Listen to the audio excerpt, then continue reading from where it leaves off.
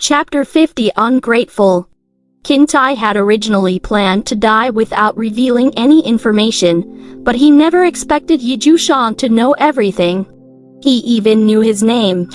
The name of a sacrificial soldier would always be a secret. Many sacrificial soldiers actually did not even have a name, only a number. If someone had even investigated the sacrificial soldier's name, they would obviously know everything about him like the back of their hand. In other words, he had no secrets from the mysterious Ninth Imperial Uncle, Jiushang. Perhaps even his master's background was something the Ninth Imperial Uncle already knew. The Duke's estate and the Imperial Preceptor's estate have always minded their own business. Why would the Imperial Preceptor want to kill my grandfather? Xue Fan could tell that Qintai's faith had already collapsed. It was easier to interrogate him now. Sure enough, when he found out that his secret was no longer a secret, the defense in Qintai's heart completely collapsed. For some reason, he blurrily told the truth. The Imperial Preceptor found out that the Emperor has a grudge against Zubation and the Xue family. He wanted to get rid of him, so he took the initiative to ask the Emperor for permission. He's willing to share the Emperor's burden and help him eliminate Zubation. This useless ruler, my grandfather led the Xue family army to build an empire for him, but he's actually so ungrateful. How detestable. Jiushang stopped playing the guqin and said with a faint, mocking tone, since ancient times, the emperors have always been ruthless.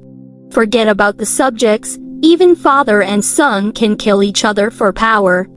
This is very normal. When Jiushang stopped playing the guqin, Qintai's head suddenly cleared up. Only then did he realize that he had made a huge mistake. He looked at Jiushang in extreme horror, filled with fear for this person. As sacrificial soldiers, even if they died, they could not reveal any information about their master. Even if the other party already knew, they could not say a word. Just now, he had actually spilled everything and even dragged the emperor out. This was a huge mistake. How could this be? Why had he become dizzy just now? Qintai observed Jiushang very carefully. Finally, his attention landed on the strange guqin, and he came to a realization. No wonder the Ninth Imperial Uncle played the guqin in the middle of the night. It was precisely because he had heard the guqin that his head had become muddled, as if he had lost his soul. You are very smart and have realized the truth immediately. However, people who know too much often die an early death.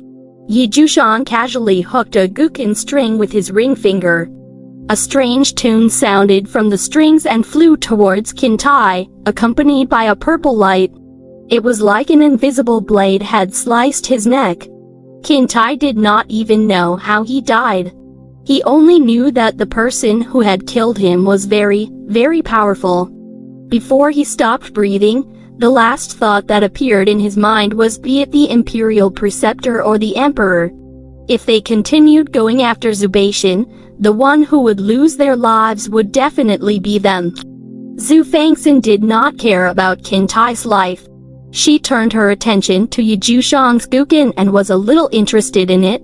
It was a purple 9-string guqin. Like its master, it was mysterious and noble. Killing people with music was not rare. What was rare was that you could practice such a killing technique. If only she could learn a sound killer technique too.